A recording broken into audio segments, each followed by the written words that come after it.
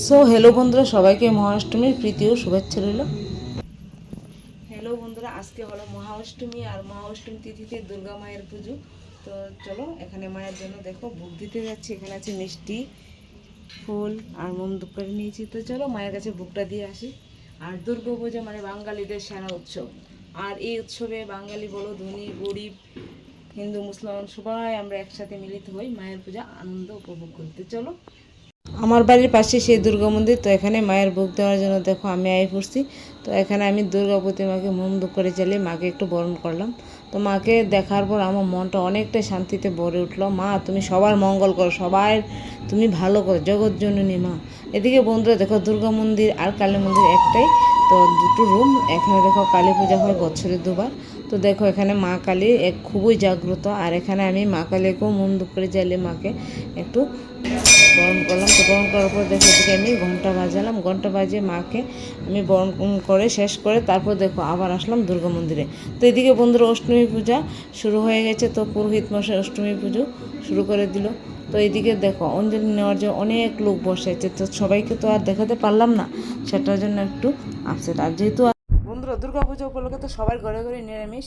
তো আজকে অষ্টমী পূজা, তো তার জন্য দেখো এখানে রান্না করছি, ভেলার দিয়ে পকোড়া করছি। এদিকে রান্না করছি দেখো, চিনতে পেরেছো? এদিকে তোমার লতা দিয়ে আর আলু দিয়ে, এখানে শসা দিয়ে একটু ভাজি করেছি। আর করছি এখানে দেখো সয়াবিন আলু দিয়ে সয়াবিনের তরকারি।